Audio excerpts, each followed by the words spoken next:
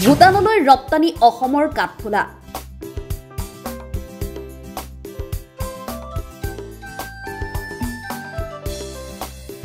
কাঠফুলা খেতিৰে স্বাৱলম্বী হৈ উঠিছে বৰমাৰ যুৱক। নলবাৰী বৰজাৰৰ এগৰাকী যুৱক এতিয়া আদৰ্শ হৈ পৰিছে আন 10জনৰ। বৰজাৰৰ হেমন্ত নাথ এতিয়া ৰাষ্ট্ৰীয় পৰ্যায়ৰ প্ৰগতিশীল কাঠফুলা উৎপাদক। নিজ জন্মগাঁও বৰজাৰতে 2012 চনৰ পৰা মাছৰুম উৎপাদন কৰি অসমৰ বিভিন্ন প্ৰান্তৰ লগতে চুবুৰীয়া ৰাষ্ট্ৰ ভূটানলৈও উৎপাদিত মাছৰুম ৰপ্তানি কৰিছে যুৱকজনে। কাঠফু মাছৰুম ব্ৰেণ্ডৰ আছে এখন লাভজনক বজাৰ। হেমন্তই নিজেই স্বাৱলম্বী হোৱাৰ লগতে আন 10জন যুৱককো সংস্থাপন দিবলৈ সক্ষম হৈছে। ইতিমধ্যে ৰাজ্যিক পৰ্যায়ৰ লগতে ৰাষ্ট্ৰীয় পৰ্যায়তো যুৱকজনে স্বীকৃতি লাভ কৰিবলৈ সক্ষম হৈছে। বছৰি 50 লক্ষাধিক টকাৰ মাছৰুম ৰপ্তানি কৰে হেমন্ত নাথে।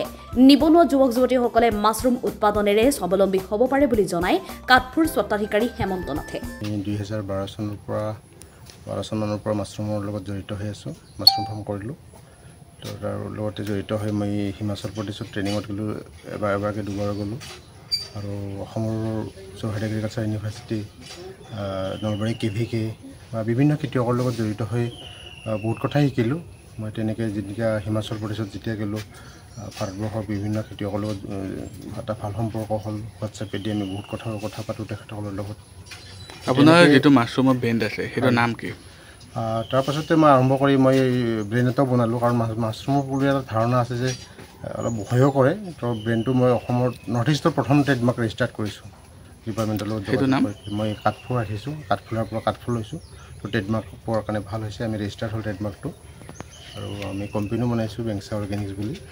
বছৰি কিমানমান মাছৰুম উৎপাদন কৰে আপুনি? বছৰি কিমান বুলি কওঁতে লকডাউনৰ আগতে আমাৰ কাম বেছি আছিল। লকডাউনৰ পাছত আমাৰ বিশেষকৈ আমাৰ প্ৰডাক্ট বেছি ভূটান যাই থকা আছে। কিন্তু লকডাউনত 3 বছৰমান ভূটান বন্ধ হৈ যোৱাত অলপ আমাৰ বিজনেছটো হিট হ'ল অলপ। তো লাহে লাহে ভূটান খোলাৰ দিয়াৰ পাছৰ পৰা বা লাহে লাহে আমাৰ ইণ্ডিয়ান মাৰ্কেটখন চোৱাৰ পাছত লাহে লাহে এতিয়া ভাল হৈছে। তো এতিয়াও আমাৰ প্ৰত্যেক দিনে 100 পৰা 150 কেজিমান আমি মাছৰুম কিনোঁ, নিজৰ মাছৰুম। তাৰ লগতে বিভিন্ন খেতিয়ক লাহে লাহে সৰু খেতিয়কবিলাক আগবাঢ়ি ওলাই আহিছে। তো তেখেতসকলৰ লগতো আমি এটা ভাল মাৰ্কেটিং বুজা পৰা আছে। আমি এগ্ৰিগেট কৰোঁ। এতিয়া বিভিন্নজনে মাছৰুমৰ খেতিৰ বাবে আগবাঢ়ি আহে, কিন্তু লাভালাভ কৰিব নোৱাৰে আৰু পিছত বন্ধ কৰি দিব লগা হয়। তেওঁলোকক কি আহ্বান জনাব? আচলতে মাছৰুমটো কেনেকুৱা ধৰণৰ খেতি? একচুৱেলি মাছৰুমটো বহুত লাভৱান খেতি। আপোনালোকে দেখিছে ৰুমৰ ভিতৰত কৰা খেতি। নতুন উঠি অহা যুৱ প্ৰজন্মৰ মাছৰুমটোক আঁকোৱালি ল'ব পাৰে। কাৰণ ৰ'দ বৰষুণত নতুন চামৰ এটা আছে যে খেতিত নানামো বুলি। ইয়াত বৰষুণত যাব নালাগে, ৰ'দ বৰষুণত যাব নালাগে, যুগ্ম নাই। আৰু বহুত কম ঠাইতে লেণ্ডলেছ পৰিয়ালবিলাকো ইয়াত ঘৰৰ অলপমান খালী ঠাই যদি আছে তাতো মাছৰুম কৰিব পাৰে। আৰু আমাৰ বিশেষকৈ লাভ কি, আমাৰ যিটো এগ্ৰিকালচাৰ ৱেষ্টেজ, যিটো আমাৰ পেলনীয়া জাবৰ যেনেকৈ খেৰ নাৰ, সেইখিনিতে আমি মাছৰুম উৎপাদন কৰিব পাৰোঁ। আমাৰ খেতিত তাতো আয়টো দুগুণ হয়।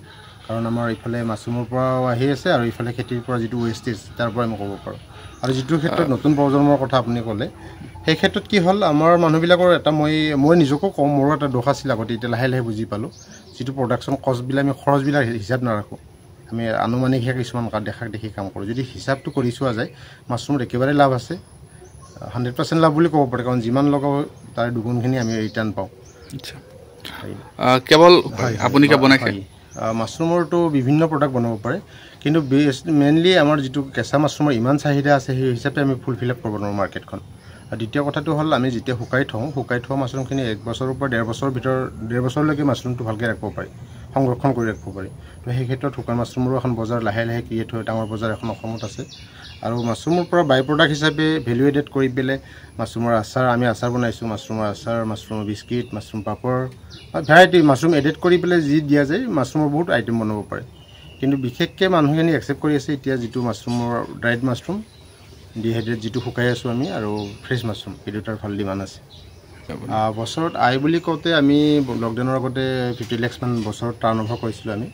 ইনকামটোতো আমি খেতিয়ক মানুহে ইমান হিচাপ কৰা নাযায়, কিন্তু টাৰ্ণ অভাৰ বুলি কওঁতে আমাৰ যিমান বেচা কিনা হৈছিল শুকাৰ পৰা কেঁচাৰ পৰা গোটেই লগ লাগি সিমানমান আছিল। কিন্তু এতিয়া কমিল আমাৰ।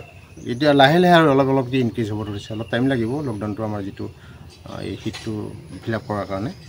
বৰমাৰ পৰা দিলীপ কুমাৰ শালুৰ ৰিপৰ্ট, আছাম ফ্ৰণ্ট।